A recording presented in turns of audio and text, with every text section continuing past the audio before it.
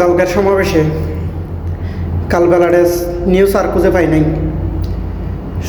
সুন্নি সমাবেশে বিড়ি খাচ্ছে সবাই, সমাবেশে এসে বিড়ি খাচ্ছে নিউজ করছে যে কতই না কিছু করছিলি, কোনো চ্যানেল আসাস নাই, কোনো স্টেট করতে দিলি না, আমাদের প্রিয় হুজুর আল্লামা তাহেরিকে আসতে দিলি না, মানে আমাদের আকাবিরগণ যারা আছে বড় বড় তাদেরকে আসতে দিলি না, কিছু আকাবিরগণকে যেতে দিলি, শুধু গাড়ি আটকালি রাত্রিবেলা, মানে ময়দান একটার পর একটা রাত্রিবেলা এসে একটা কোনোরকম ফেস ক্লাবের সামনে করতে দিলি। এত কিছু করার পরও তোদের তো পাতে মরবে, জন্য তোরা তো করতে দিলি না।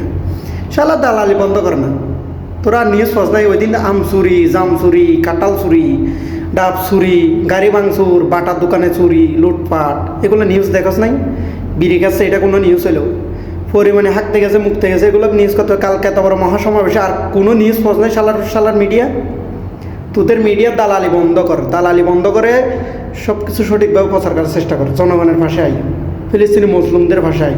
তোরা তো কোনোই নিউজ করস নাই। কালকে বিড়ি খাচ্ছে সুন্নিতে সমাবেশ এসে, তাতে হালার তালা এটা কিসে নিউজ? আমচুরি করছে তখন দেখাস নাই তোরা? আমচুরি জামচুরি করা যায় তখন দেখাস নাই?